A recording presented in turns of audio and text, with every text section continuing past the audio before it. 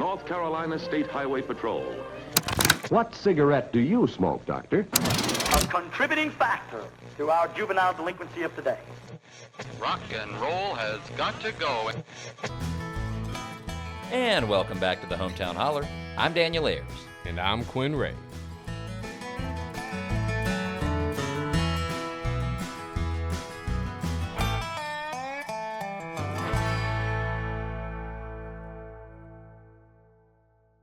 All right. Hey, everybody. If you're tuning in, you're noticing two things right off the bat that are a little different. One of them is that Quinn's not here. This is just a Daniel episode today. Quinn had something come up and couldn't make it to this chat. The second thing you're noticing is I am in full 18th century regalia. This is a very, very big day for me. As anybody who's been following the Holler for any amount of time knows, I'm a bit of a history buff.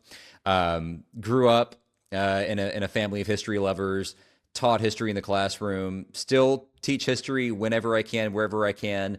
As somebody who's into history, of course, I have grown up watching PBS and the incredible documentaries by Ken Burns and all the great folks at Florentine Films. And today, we have the privilege of chatting with David Schmidt. David is producer and co-director of the upcoming series on the American Revolution. It's 6 parts, 12 hours. David produced, co-directed it with Ken Burns, Sarah Botstein, and a bunch of other great folks. So the series, if you haven't heard about it yet, it's just in time for our 250th anniversary, the 250th birthday of the United States of America, and it takes a fresh look at the people and ideals that shaped the nation's founding. I have not seen the series yet, but I've listened to interviews, I've seen trailers, and from what I can tell, David, you guys worked really, really hard to take a story that we all think we know and bring fresh perspectives to it, stories that might have been overlooked, or stories that we've all heard a million times, but just from a slightly different angle that bring new life to these stories. So we're going to talk about the series itself. I'm also interested to talk about kind of American mythology, because the American Revolution is more for many people than just a historical event. It's almost like a mythological event. It's our origin story as a nation. And then beyond that, what can the revolution teach us about America today? So David Schmidt, thank you so much for joining us for this chat. Happy to be here, Daniel. So to kind of kick things off, 6 parts. And sorry I didn't. Oh, go ahead. Sorry I didn't meet the dress code. Oh no, I didn't know. for folks. So before we started recording, David saw me in my getup and pulled out a fife. So we're dealing with a real. Pull it out. Check that out. That's awesome. Now I got to ask: do you have a favorite? I got a bunch of them, actually. Do you have a favorite fife tune? A favorite melody? I have a few. One of which is a tune called "Over the Water to Charlie," which ended up being one of the main themes of this series. One of the main characters in our series is a man who was a boy during the Revolution. His name was John Greenwood. He was 14 when the war started, just barely 15 when he joined what became the Continental Army, and he played the fife and was with the Army for a little while, went home, and then became a privateer. Ultimately ended up being a dentist, and his most famous His most famous patient was George Washington. So yeah, he did a lot of stuff, but one of the cool things that he did, and I realized this recently, looking back on my sheet music from my time in the Colonial Williamsburg Fife and Drum Corps, his name's on a lot of that sheet music, because he had kept, and you can see this with the New York, I think it's the New York Historical Society, has that sheet music digitized that he kept from the war and brought back, and it's like how we know a lot of these songs, including Over the Water to Charlie, which I do love. It really works in the film, and it has this tie to one of our main characters, which we think is really cool. When I'm watching the credits, will I see David Schmidt's name as a credit for the fife tune? The fife. You will not, but you'll see the Colonial Williamsburg Fife and Drum Corps sometimes, which I think is pretty cool. I didn't record on any of those albums, but people I knew growing up did. Just thinking fun. about that fellow you just mentioned. Remind me of his name? John Greenwood. John Greenwood. Yeah. So from teenage soldier fifer to privateer to George Washington's dentist. Yeah, and it actually goes before that. He was 8 when He's from Boston. He was 8 when the British troops landed at Long Wharf, and he later wrote about what that experience was like. And he shared a bed, believe it or not, with one of the victims of the Boston Massacre. So, Wow. yeah, he's anything that happened in New England in the early years of the war. He was just a kid, but he had a lot to do with it. Yeah, he sounds like a colonial Forrest Gump, just kind of popping Yeah, a little in bit. everywhere. That's amazing. So this is such a comprehensive series, and my understanding is that y'all have been working on this for, I mean, like honestly, like since Obama was in office. Like it's been a minute. That's right. Yeah, for a long time. Get- oh, I was going to ask, I like, think December Mhm. December 2015 is when Ken said, "Let's do this." December 2015. Wow. Yeah. So we had to finish Vietnam. We had some other stuff to do in the meantime, but we've been thinking about it, been working on it since then. I definitely want to chat about Vietnam at some point because I just finished rewatching it for the second time, and I know you were heavily involved in that project as well. And I know I'm not going to get in my Vietnam outfit for that part of the chat, but I do want to touch on it. It's not as popular of a reenactor group, is it? No, I mean, maybe a little too soon. Maybe that's Yeah. it. No, yeah, but I that's do think there were definitely part some of it. big parallels between Vietnam and the revolution that I was thinking about as I was rewatching it this second time, and I wanted to. We'll circle back to that. But Okay. when you were beginning this project 10 Mhm. years ago, what did you want the American Revolution series to do differently from other tellings of the revolution? Yeah, I mean, I don't know what other people's workflow is. So all I can really say is we wanted to bring our style, our craft, the way we do things to a subject that we didn't know all that well. And granted, this is a subject that took place long before the invention of the photograph or obviously moving image. There's no audio recordings of anybody who lived through it, and there's obviously no living witnesses. So it's very different from the Vietnam War in that capacity. I mean, we could interview living witnesses for Vietnam. We obviously can't do that for this. But what we could do is, because people knew they were living through history and because they were much more literate than I ever understood this 18th century North American population, a lot of people left their memories of that war.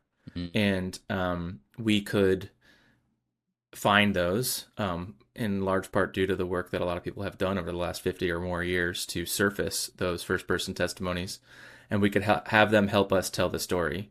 I don't think we were trying to blow up any myths or anybody's understanding of the revolution necessarily. We just wanted to start from square one. First thing you got to do is humble yourself and realize, and actually it was pretty easy with this, to realize you don't actually know all that much, and then to start piecing it together with a lot of help from people who spend their careers in this history, be that reenactors or historians or archivists or people at living history museums, et cetera, talking to them to make sure that you're getting the history right, and just read and read and read and read and read and begin to piece things together. So it's not, I mean, I imagine nobody else has done it the same way that we have, but it wasn't to try to stand out and be different. It was just to bring our filmmaking process to this subject.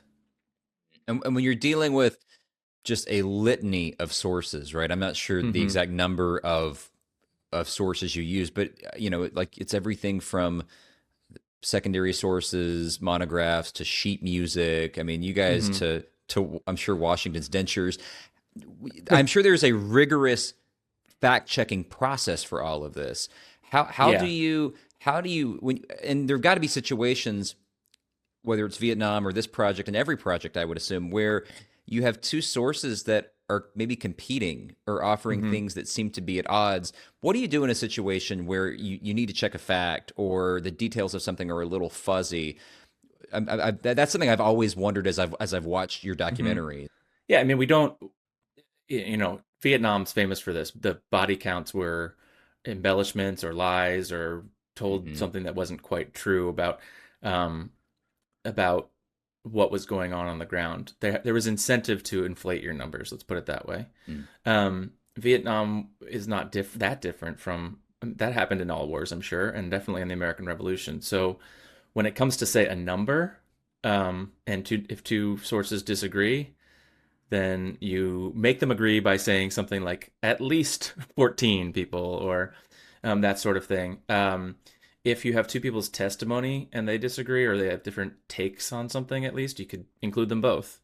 I think we aren't interested in there. Let's take this back for a second. There are myths about the American Revolution, or at least conventional wisdoms about the American Revolution, some of which we cannot prove. Like, for instance, "Don't fire till you see the whites of their eyes" from Bunker Hill is something that surfaced, I should say, in the retelling later, and was attributed to multiple men.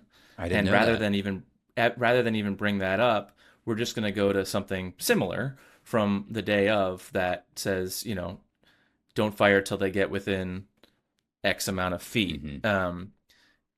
So, Betsy Ross is credited often with making the first flag. We don't know that that's true. So rather than say she didn't, we just don't say it. We just say nobody knows who made the first flag.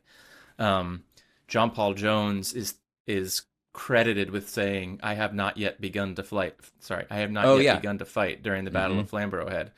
That didn't come about till later.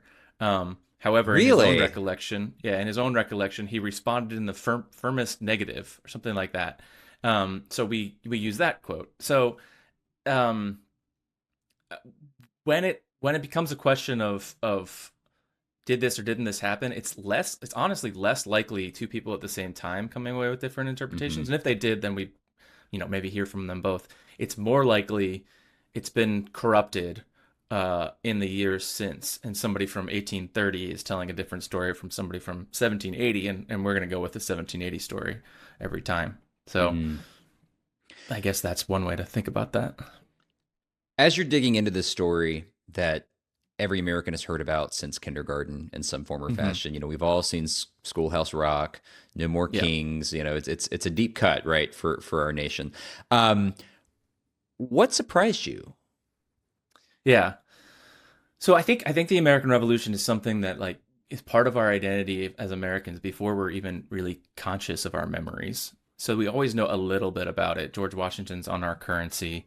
We think about the Declaration of Independence all the time. That stuff's still there, still very important. What we think this film will offer is a lot of context for why those people matter, how the Declaration of Independence came about, etc. So I think the biggest probably thing that will surprise our viewers is that while the American Revolution won American independence, while it united the states, and while it created the republic that we still have today, none of those were objectives at the start of the war. The objective at the start of the war was to liberate Boston, to get a redress of grievances, and to restore things to the way that they had been in the British Empire beforehand. Now, in order to win that war, it required uniting the states, and it required declaring independence. And, building this coalition that won the war required offering increasing freedoms, increasing liberties, a way toward democracy that really wasn't the goal for people when they were out on April 19th fighting the British at Lexington and Concord. And I think that that's really interesting. It becomes the result of the revolution that we have a step towards democracy in North America, that we have the United States. But those are kind of unintended consequences of the way it began.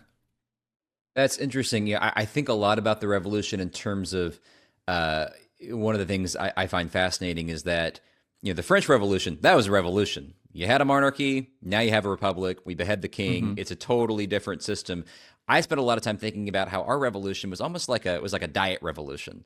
It was like a revolution that, at the end of it, took society and placed it under new management, but in a way that in many ways was novel and unique, but was heavily influenced by what came before it in the English tradition, the parliamentary tradition. But this perspective you're sharing is really interesting. I hadn't thought before about how it's almost like an accidental revolution, right? When the ball starts rolling, the goal isn't to get it in the goal of representative democracy, the goal is to get it in, in the net of good governance and redress of grievances.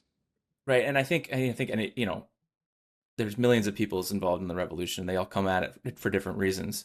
So I think by the time, Thomas Paine, when he comes into it, yeah, he's actually thinking about democratic reforms, lowercase d democratic reforms. He was trying to get the abolition of the monarchy, all of that stuff.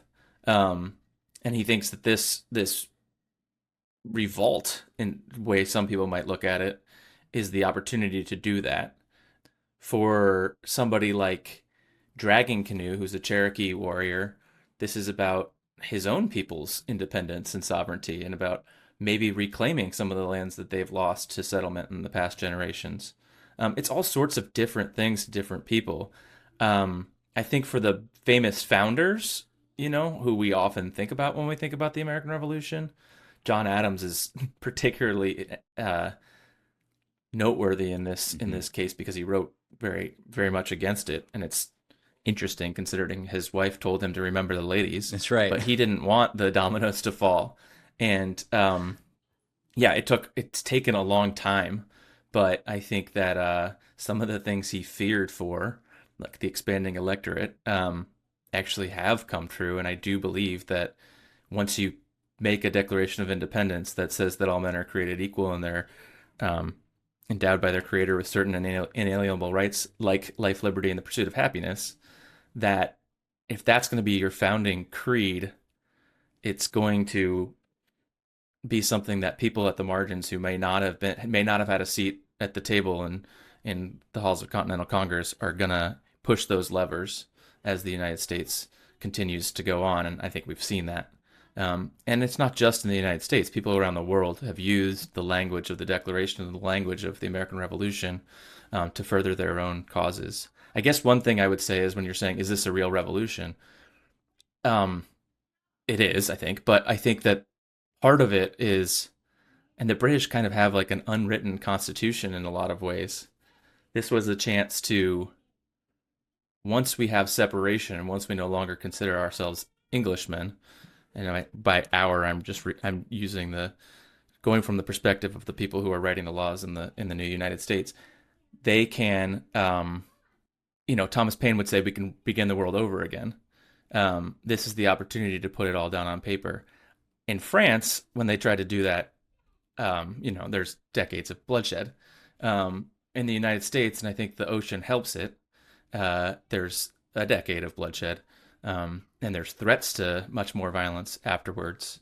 But it isn't the same kind of completely, I don't know what to describe the French Revolution, but you know what I'm talking about. Yeah, there's no period of anarchy. There's no reign of terror, right? I mean, we our revolution concludes, or at least the Treaty of Paris is signed, and the fighting stops. And there are moments, I guess, of like anarchy. I mean, there's Shays Rebellion, there's the Whiskey Rebellion. So it's not as if there's everybody a moment during the after. war. Mm-hmm. There's a moment during the war where they feared. I mean, they didn't know about the Reign of Terror yet, but they feared something like that might happen in Philadelphia. Philadelphia had been occupied by the British through the winter of 1777-78, the same winter as the Valley Forge winter. And afterwards, when the British left, and they left behind a lot of Loyalists. And Benedict Arnold, of all people, came in to become the military governor in Philadelphia. The civilian government there was far more radical than any other state government at the time, and had these grievances. And people lost their homes and people lost their lives, not as many, obviously, as in the Reign of Terror. But there was some fear that might happen there. And, even at the end of the revolution, after the peace treaty had been negotiated, before the ink was completely dry, the Continental Army officers tried to lead their own, some of them, a conspiracy to overthrow the civilian government. And that didn't happen. But yeah, it could have. These are people, right? And it did happen in lots of other places around the world with revolutions. I don't know exactly why it didn't happen here. But the fact that it didn't, I think, and if we can just tell the story of what did happen, other people can draw their own conclusions as to why it may not have happened. Yeah, no, that's something I'm going to think a lot more about.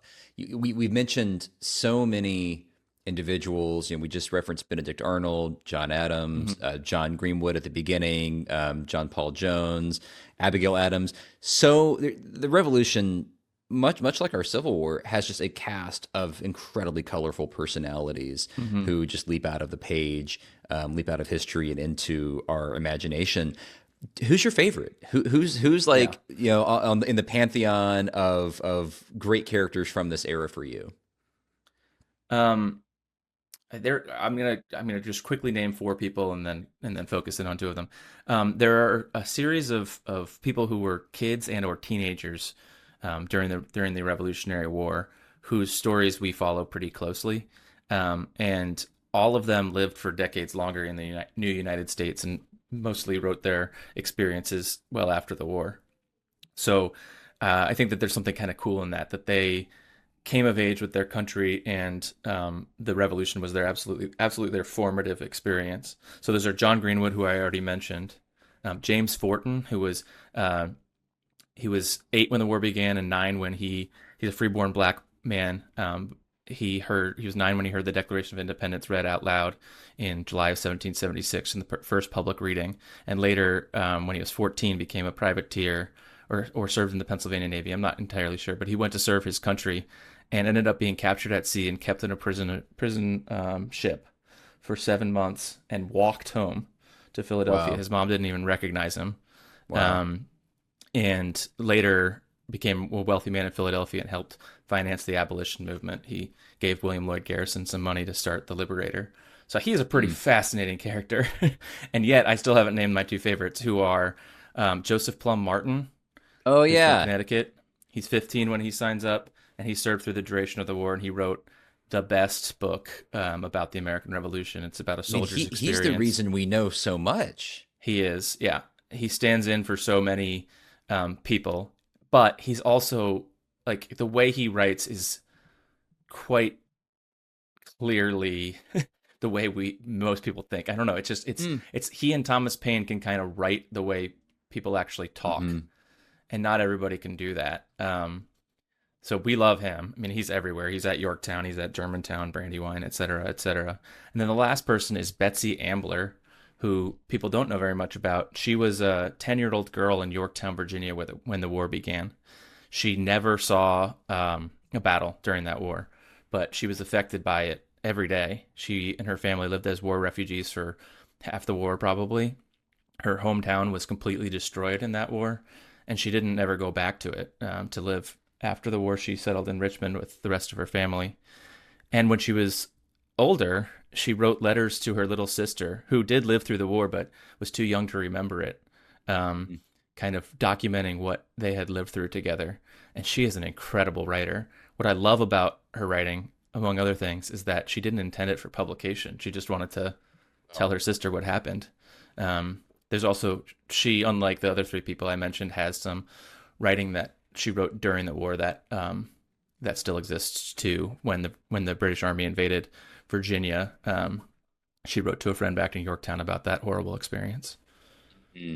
Yeah, I'm so excited to watch the documentary, meet these folks, learn more about them, and then take some Wikipedia deep dives afterwards. Yeah.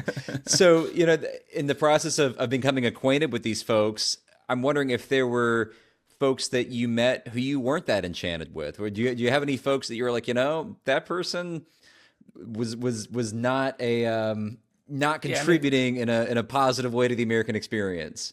Looking at you, Horatio Gates. Yeah, I don't know. I mean, he's the hero of Saratoga. You don't win Saratoga, you've got some trouble. Fair enough. He managed to get Benedict Arnold to serve under him, which I imagine is not always the easiest thing to do too. I just got back from driving through South Carolina, and of course, we passed through Camden. He's not loved in Camden. So I was going to say, that's the other side of his career. But hey, 1780 and on, Horatio Gates did not do so well. Yeah, he ran from the battlefield of Camden 180 miles back to Hillsborough, North Carolina, which is it's impressive. A long way to run and to leave your troops behind. I don't love to like. I think even if I don't like the person, they can be a really good character. I think Spoken like a true historian. yeah. I mean, I think Bannister Tarleton is, speaking of people in the South, not well loved. Yeah. And I think for good reason. But he's pretty interesting. I was talking with somebody from the Patrick reenactment Ferguson's another community. great example. Dude, Ferguson is so cool. Oh Yeah. man, Ferguson. Yeah, I think he's one of the ones it's like, who would you want to have dinner with from history or whatever? I mean, obviously he probably wouldn't be in my top 10, but if I had like, 100, maybe Yeah. Patrick Ferguson makes it. Just fascinating Well, character. There's this thing that we didn't explore in the film, and I don't think has really been explored, where the British Army, somewhere in the middle of the war, gives a lot of license to these junior officers. Bannister Tarleton and Patrick Ferguson are both among them, as I would think is John Graves Simcoe, and there's a fourth that I'm not thinking of right now. But they're just like, I don't know. It's like, here, be innovative and deal with the American Loyalists and see what happens. And they have different levels of success, but Ferguson has a pretty rough death. One really, really, really fascinating guy, also serving on the British side during the Revolution, is a man named Johann Ewald, who was a German officer. He's Hessian. His memoirs were not surfaced until after World War II, I think, and translated then. But he also was just about everywhere. He wasn't at the Battle of Long Island. He came with a group of Hessians after that, but he came, with the bit at his teeth, just wanting to get at the Americans. And he's not at the Battle of Trenton, but he writes about how embarrassing it is for his countrymen. And then later he's in basically every major battle after that, including all the ones in the South. He's at the Battle of Germantown, and he surveys it afterwards and talks about all the dead people he sees in really beautiful, poetic way. But says, there the English army was saved. And he continues to write about everything, right? But at the Battle of Yorktown, where when he had to surrender with Cornwallis's army, he just takes a moment to reflect on what an incredible commander Washington is to be able to pull this off, and about the Continental Army soldiers. Who would have thought that out of this multitude of a rabble would arise a people who could defy kings, he says. So I just love that. And when he went back to Germany after the war, obviously Germany's not unified, but he went back to Hesse, and he and his fellow soldiers were called by the people back there the Americans, because they had served in the American War. He was passed over for promotion because he wasn't to the noble born, or he wasn't born into the nobility, and that he resented that. Who knows if he got that resentment from seeing people rise from relative obscurity in America. But he ended up leaving he ended up leaving what we might call, anyway, he ended up leaving and serving in Denmark, under the king there, and got a promotion, and was buried in Kiel, which was in Denmark then, but now in Germany, and an allied American and British bombing campaign desecrated his grave. So he had served with the British against the Americans in his war, and his grave is gone because of thanks for nothing. This allies switched. Yeah. I That's find it wild. fascinating. That is no, I when we go to reenactments, I'm always impressed and intrigued by the folks who do the impressions of the Jaegers and von Bose regiment. Oh my gosh, like, just the uniforms are cool. The history of it is fascinating, and absolutely. The Germans had the best uniforms because they got color. Yeah. Oh my God, so colorful. They had like goatskin knapsacks, and the hats. Oh man, and they had this cool Potsdam muskets. Like, if I had the money, I would be like, I'm not going to tell anybody when I win the lottery, but if I show up to a unit, an event with like a full regimental strength, 450 guys dressed out as the Von Bose, like, there will be signs. We'll know. There will be signs.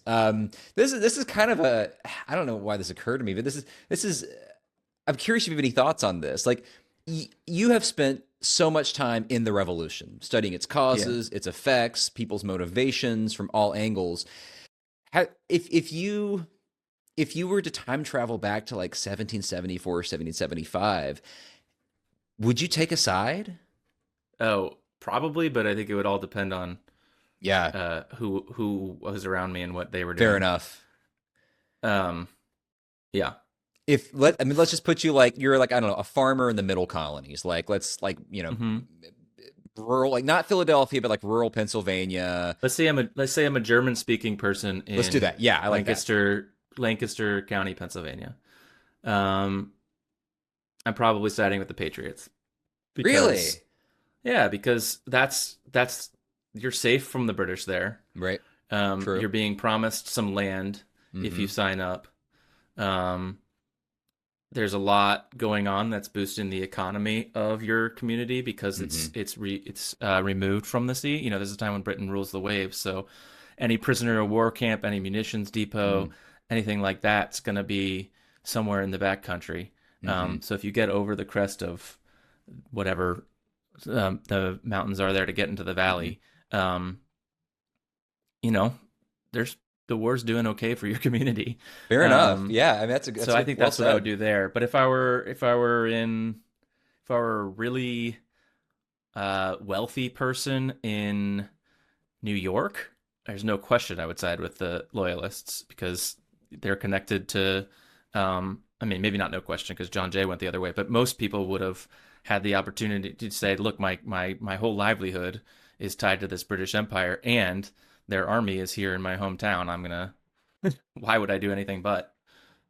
Yeah, no, fair enough. Well said. This is switching gears. I mentioned I just finished rewatching Vietnam, and um, watching the Vietnam series, I was thinking in tandem about the American Revolution. I'm curious, having explored both. I mean, literally produced. I would call them definitive films on both topics. Um, I'm curious if you've drawn any connections or parallels between these two conflicts that occurred in different centuries and different Mhm. geographies. They seem so different on the surface. But do you perceive any areas of notable overlap? Definitely. You know, even when we were making Vietnam, there's 4 or 5 times when people in the film say things like, "Hey, this is what I'm walking through this part of Vietnam. This like the Redcoats walking through part of Massachusetts?" Or Mogi Crocker, who's one of the major Mm, characters of that series, says, of course, if I were Vietnamese, I'd side with the Vietnamese, just like yeah. I would have sided with the Americans during the American Revolution. Um, but aside from that, yeah, I mean, the American Revolution, people don't think about it that much, but is a civil war, and it's not strictly divided north south, nor was, of course, the Vietnam War entirely divided that way. But there's kind of a conflicting views of what America's future should be, that Americans feel and are willing to, in some cases, kill each other over. Um, that's happening in Vietnam at the same time. Meanwhile, a superpower from across an ocean is trying to wage war and pacify large parts of the country. So, in the case of the Vietnam War, of course, that's the United States trying to pacify South Vietnam. In the case of the American Revolution, that's the British Army trying to pacify the American South or New Jersey, and they use these words too. I mean, it's very very similar in some cases, but really, there's a moment in I think it's in the second episode of the Vietnam War, if not, it's in the third one, where there's a poll taken in a Delta province, and they found that the vast majority of people just want the war to not happen and just want to keep on going with their lives. And I know that that's the case at various points during the American Revolution. It's also different. I mean, not just because of the timing. It's different because there isn't a kind of a nation in the North. Mm. I guess that sort of is because the British kind of give up on the North after a while. Right. But True. Yeah. it is different. The uh, the war goes through all of the cities in North America one by one, basically, and the British occupy them at various points. Um, and so, if you're looking at it as an American war, the Vietnam War is fought overseas. It's also debated and protested against at home, and so there's a home front part of it, but the war itself is not in our backyards in North America. With the American Revolution, unlike any 20th century war, and unlike any war except for the Civil War, basically, that I can think of, the United States is really a part of it. So it's not is the battlefield.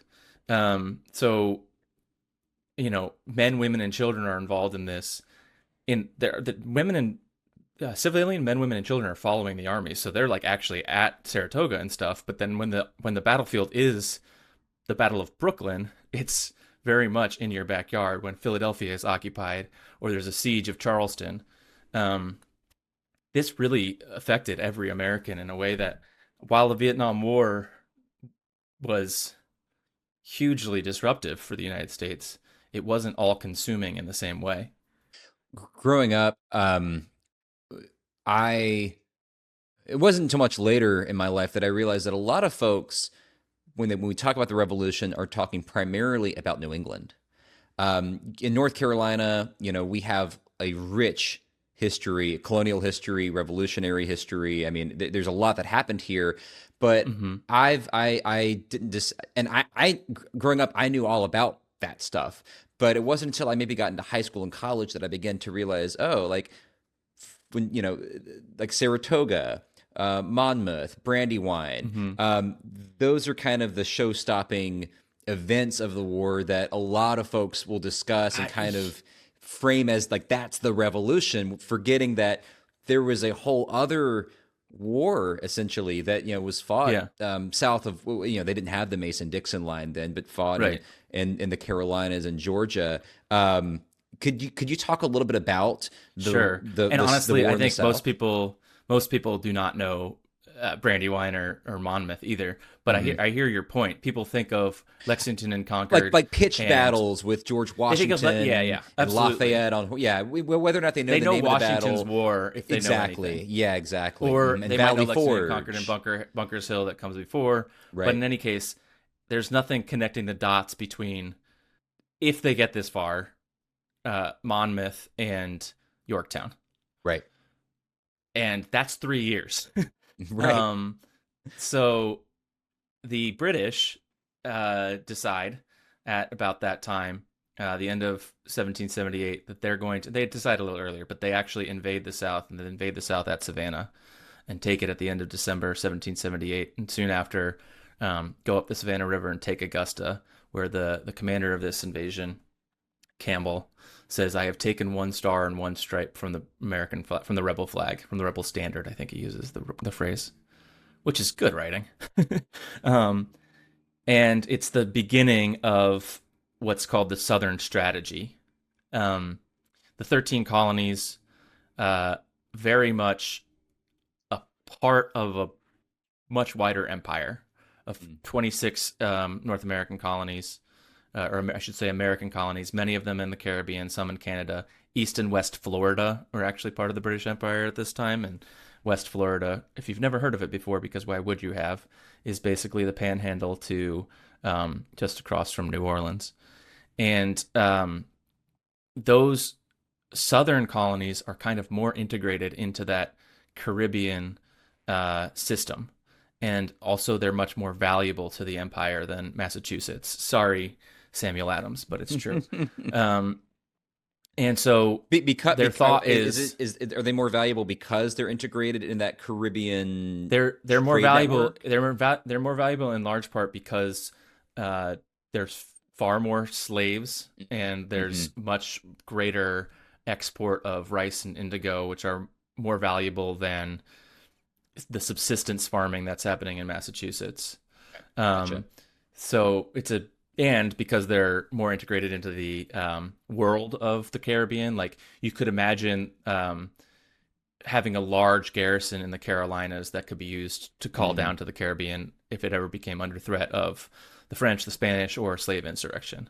So they're thinking, okay, we're probably not going to be able to hold on to New England.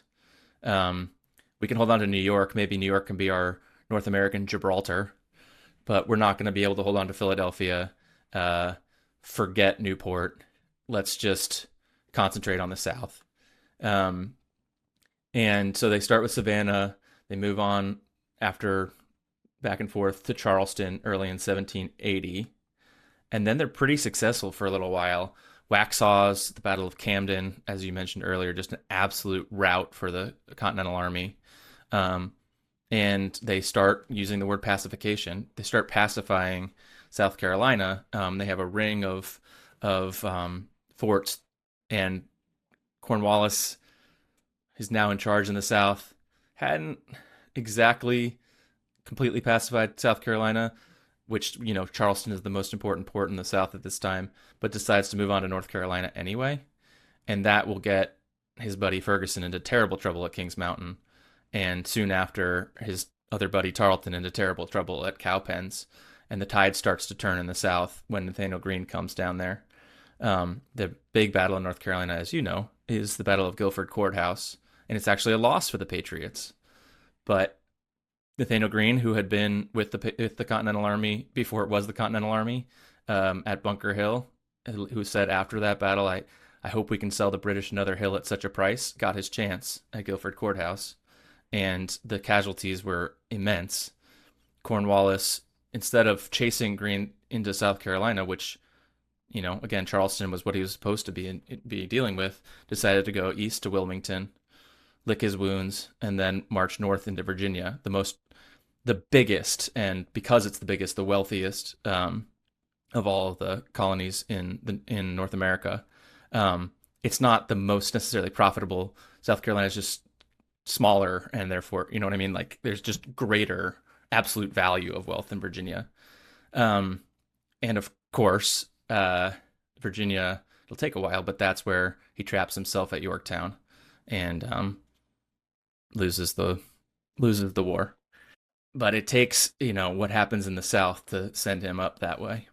Yeah, and all the while there is that civil war in the South between patriots and loyalists, and burning your neighbor's crops. I'm recording this in 10 miles away from what's known as the Battle of Lindley's Mill. Where a Tory militia had kidnapped the Patriot governor of North Carolina, and you have this gang mafia style shootout in the woods, and the governor, the Patriots try and rescue him, but they fail, so he remains a hostage, and just filthy, absolutely filthy. Yeah, even the pitched battles. Okay, so the Battle of Kings Mountain, which is a real battle, there's only one British person in that battle, who is our aforementioned Patrick Ferguson. He's leading only American loyalists, and they're fighting only American patriots, and that's bad. I mean, there's a lot of deaths, and then there's a lot of deaths after the battle is over, extra legal executions, and then people will continue to do this well out. I mean, it continues after Yorktown. The peace treaty is not signed until 1783. It'll continue being fought, particularly in the South, particularly in the backcountry South, I want to say, but also along the seacoast. John Laurens is killed, one of the last deaths of the war, on the Combahee Ferry near Charleston.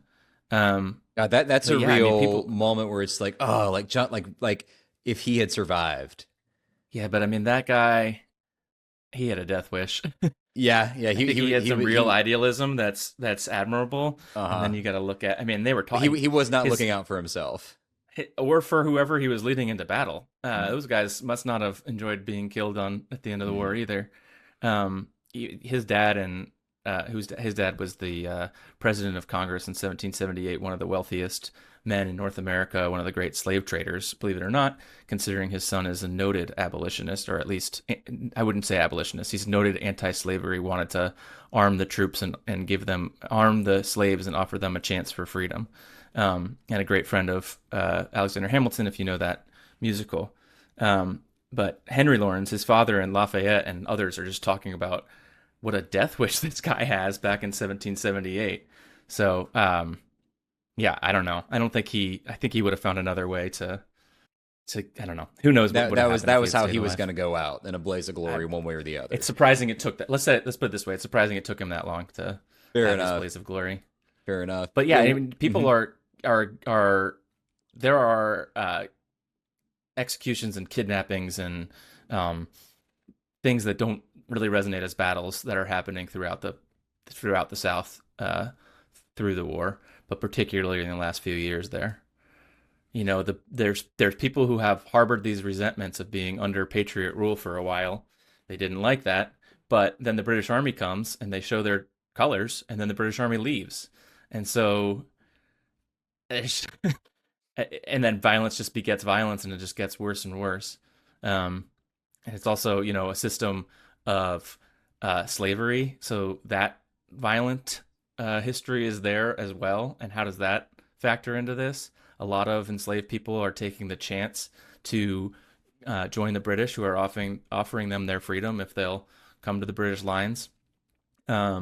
It's also, I think that the British missed this opportunity, but if they had early in the war focused on the South and allied with some of the southeastern indigenous tribes, they may have had better success in putting down the rebellion in the South. By the time of the Southern strategy, I think that was too late.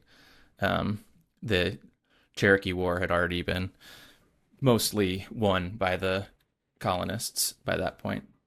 Do you think there's I mean, this is totally counterfactual and speculative, but you think there's a way for the British to decisively win the revolution? I mean, just absolutely achieve all of their war goals?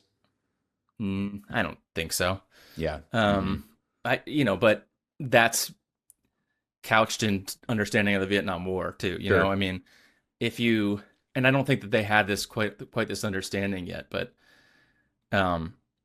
let's put it this way, where they could have had their best chances of winning the war were gone pretty quickly, and I think they were in 1776. Mm-hmm. They either could have negotiated before the Declaration of Independence and found a, United States being kind of like Canada, part of the right Dominion or whatever kind of situation. But once independence was declared, that was not going to be easy. Right. Genie to put back in the bottle.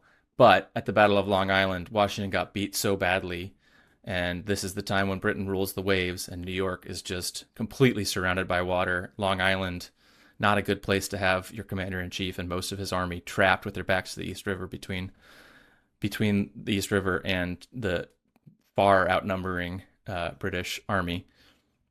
So if he hadn't managed to escape then, and he's a pretty singular character, as the war proves. Horatio Gates is not George Washington. And Nathaniel Greene, I think, was with him. So, who else is going to have a chance to do this? If they hadn't escaped, then it could have gone differently.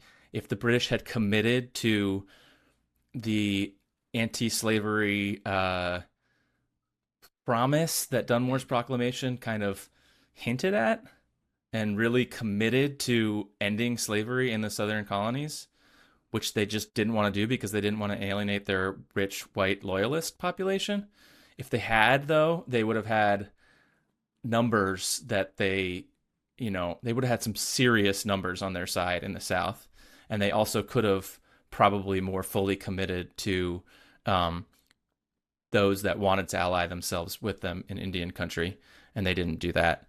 So I think they could have maybe achieved a different kind of victory than they were looking out to doing, because what they wanted to do was, heighten imperialism, and what they would have needed to do was be kind of anti-colonial with regard to the native populations, and of course with regard to the enslaved population. So I think it's real long shot, but I do think that there were enough people in North America that could have chosen their side if they had played their cards entirely differently to potentially win a war, but it would have been very different than what anybody had an idea of doing, and it just never really was possible, I don't think. And once the French came involved in the war, it was just a matter of time. Game over. And I guess what the outcome would look like. I suppose there is an outcome where, they could have held on potentially to the southern colonies, potentially to New York City, but, it didn't end up happening that way, did it? Man, I would love you've got more connections in the film world than I do, so just run this up the flagpole. But a band of brothers for a British or Patriot regiment. We just do Band of Brothers. It'd be pretty cool. But we said it with, some Irish dudes who, joined the British Navy or signed up to fight for the king, or some backcountry, over the mountain men. Like, come on, let's just do that. Oh my God. Well, I think, hey, maybe somebody will see this and go make that movie. There's some really incredible characters. We've mentioned some of them. There's a guy named Roger Lamb who wrote 2 books about his experience in the war, and then kept a third unpublished commonplace book where he was a little bit more. It's almost like he was using it to, it's like to exercise his what we would have now as like therapy. He's I don't know if he's doing the watercolors or not, but there's watercolor paintings of what he saw, and there's handwriting of what he lived through, and it's incredible. So he's with Burgoyne's army. He's captured at Saratoga. He escapes to New York. He rejoins the army. He's in the South. He carries the British the flag at the Battle of Camden, and is really proud of it because he's defeating the guy who defeated him at Saratoga, Horatio Gates. He's later captured at Yorktown, escapes again, and makes it back to New York yet again. But he, after the Battle of Saratoga, while they're negotiating the surrender, he saw a soldier in the 9th Regiment. His name was McGuire.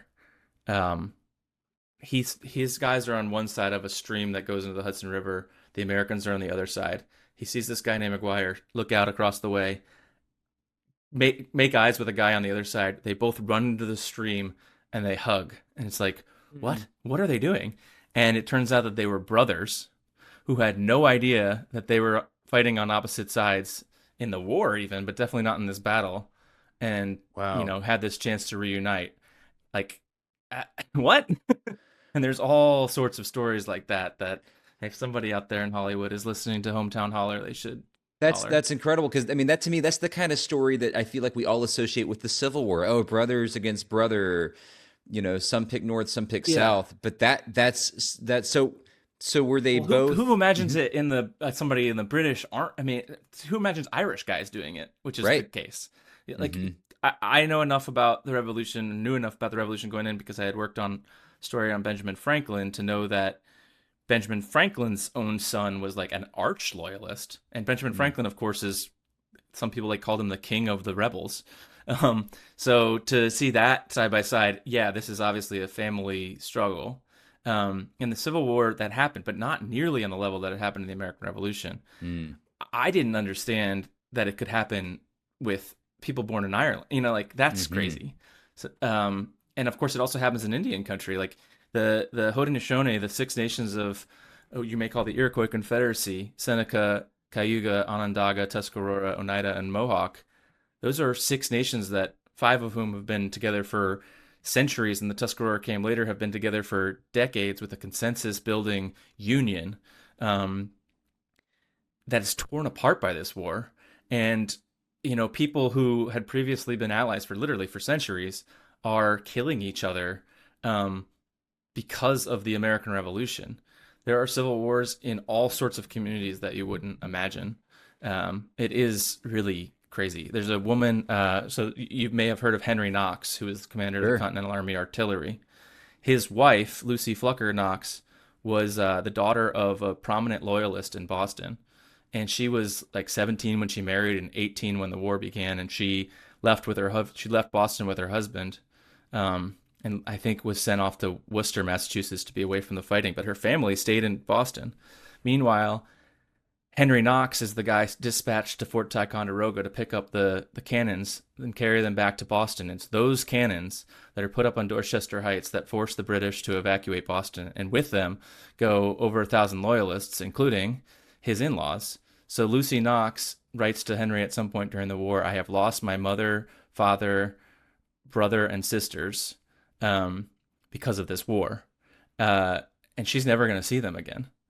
So, it's a real family destroying force. It really also is a builds civil the war. United States. It's a lot. Well, I want to be respectful of the time that I've asked of you, and we're coming up on an hour. It's interesting to me how when Vietnam came out, I remember watching it in college for the first time. I was a junior or a senior, and it was at a time when we as a country were still wrestling with Afghanistan. We had gotten out of Iraq, but there was a clear parallel between what we were watching in your film on Vietnam and what we were experiencing with the quagmire of Afghanistan. And the same thing seems to be happening now with the American Revolution. I feel like we're at a very complicated moment in our history, and you and Sarah and Ken have given us a great gift by on our 250th birthday, giving us this series to help clarify our origin, clarify our values, clarify what this thing is that was created by our ancestors, the United States. I'm wondering if there is a specific moment from the film, from the series, or lesson from the series that you really hope will stay with viewers. I will say yes, I hope I wouldn't say there's a specific moment that I want everybody to come away with, but I hope there is a specific moment that each individual comes away with, because I think that there's an awful lot in here. And it will resonate with different people for different reasons. I'll just say that while making this film, there was a point where we were interviewing the historian Maya Jasanoff. She's a wonderful historian. She wrote a book called Liberty's Exiles, and it's about the Loyalists and their experience during and after the American Revolution, when the British evacuated thousands of people, tens of thousands of people, in one of the biggest mass evacuations in human history, definitely up to that point. Probably, unprecedented. It was, I think that same week was when they were evacuating Afghanistan. People were trying to climb on the planes and the wings as they were taking off and getting, sucked up, and that awful imagery. And so that resonated. I don't think about that as much anymore when I think about the American Revolution, because different things have happened in history since. So what people will take away from this is different than what they'll take away from 3 years from now if they watch it again. I'm sure you're watching Vietnam for a second time. Different things are hitting you. Absolutely, I'm sure. Absolutely. I was rewatching the Roosevelts the other day. Completely different stuff. I love that one. Me. Yeah. So I don't know exactly what it would be. I guess what I would say is the Americans were divided at the start of our country. Most of the Loyalists remained within the United States. The centennial of the United States was 1876, the end of Reconstruction, 11 years after the end of the Civil War. Americans were pretty divided then. 1976, obviously, fall of Saigon's the year before, Watergate's a couple of years before. This is a very divisive moment in American history, too.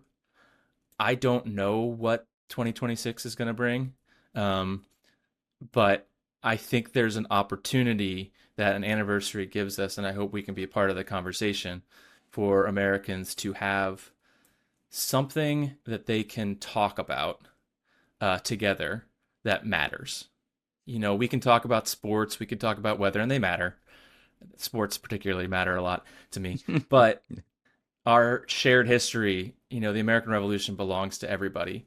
And I didn't know any of this stuff before working on this film. I don't think a lot of people will know that much about this going in. We want to share with you our process of discovery, what we understood, how we came to understand this war over the course of a 10-year process of working on it. And I think there's just an awful lot in there that will blow your mind, but at the same time make things make more sense. The same historian I just mentioned, Maya Jasanoff, that week when we were interviewing her, she said to us, and this is in the film, the United States came out of violence. I can't tell you how much of a switch that is in my brain when I hear that, or was when I heard that. It's obvious, it's self-evident. A war creates a nation, it comes out of violence. But there's something in the way that we understand the revolution that is so, clean, maintained, perfected, that is not true. It was messy, it was bloody, it was awful, it was uncertain. A lot of people died. And I think that getting back to that and understanding that makes the, world-changing ideas that also came out of it matter all that much more. What conditions brought about the decision to write "All men are created equal"? What decisions came about that created "We the people of the United States" in order to form a more perfect union, etc. The Bill of Rights, that's consolidating the things that a lot of people were fighting for in the Revolution. But those documents on their own are incredibly important. They become so much more valuable when you know what went into making them. Absolutely. And in this day and age, especially when so much that is produced is done to grab your attention for a few seconds before you swipe away. I mean, I'm in the social media business, right? Like I'm constantly trying to give somebody something that they can look at for 10 seconds and grab their, compete with all the other things that are trying to get their attention for 10 seconds. It's wonderful that you guys are delivering hours. Like I can spend a weekend immersing myself in this time period. And that's something that's so rare now. But I think there's a thirst for it. I think there's a real hunger for it. I mean, everybody I talk to doesn't know this stuff. They want to know more. But I also know that, we sit down and we binge a television series. You're making a podcast that has hour-long episodes. People want to actually sit and, sit with something and really learn it, really consider it. And it's also, potentially, not that we really have water coolers anymore since we're all on Zoom, but maybe it can become something that we can all share. That's the hope anyway. Absolutely, David. This has been just delightful. Thank you so much for your time and Thank for you, Daniel. all the work you've done with Ken and Sarah, and just giving us these deep dives into our history.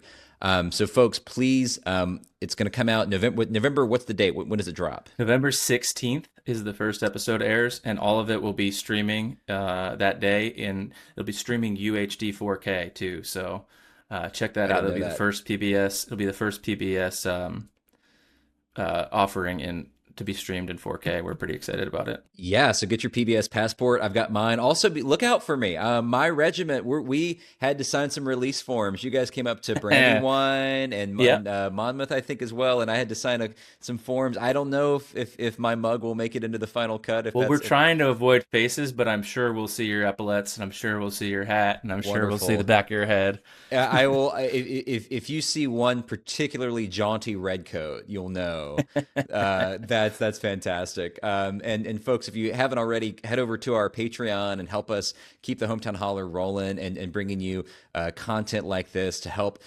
build a better North Carolina, but also a better United States, one conversation at a time. Thank you again, David. Thank you, Daniel.